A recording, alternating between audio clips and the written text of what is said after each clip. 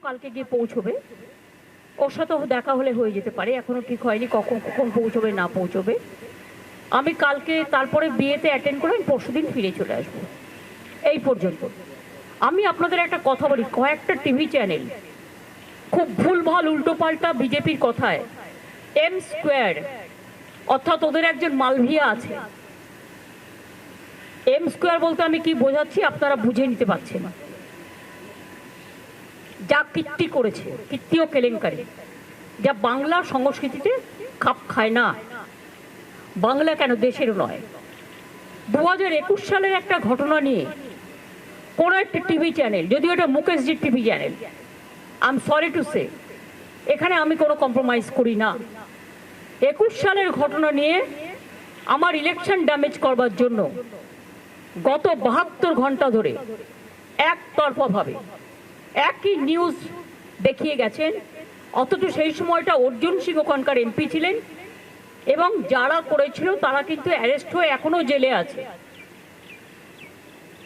যেমন আমি আজকে একটা ঘটনা দেখলাম ভাইরাল করছে, রানীবাদে একজন মারা গেছে, সব মৃত্যুই দুর্ভাগ্যজনক। আমি খোঁজ নিয়েছি, নিয়ে জানতে পারলাম ওটা একটা ফ্যামিলি ম্যাটার, পার্সোনাল এনিমিটি,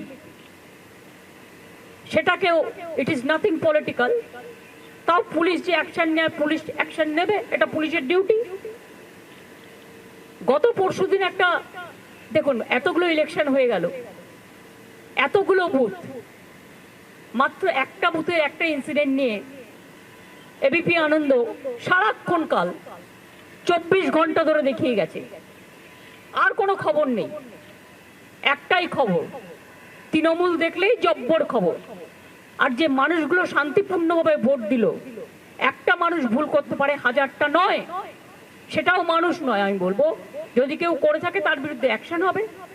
29 জন অ্যারেস্ট হয়েছে, চোখ নেই কান নেই, দেখতে পায় না। কয়েকটা টিভি চ্যানেল বাড়াবাড়ি করে উত্তেজনা চড়াচ্ছে, প্ররোচনামূলক বিবৃতির মাধ্যমে লোককে মিসলিড করছেন, ভুল বোঝাচ্ছেন, আর অপসংস্কৃতির কাণ্ডারি হয়ে এরা মোদি মিডিয়া হয়ে গেছে।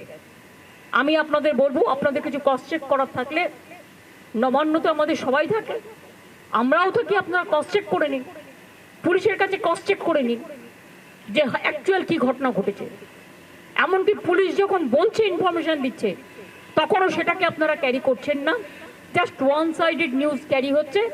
কারণ তা নাহলে বিজেপি আপনাদের ইনকাম ট্যাক্স রেড করবে, সিবিআই রেড করবে, ইডি রেড করবে। এটা দীর্ঘদিন চলতে পারে না।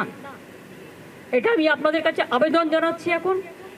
এরপর যদি আবেদনের কান না হয়, তখন আমি আইনের পথ দেখব।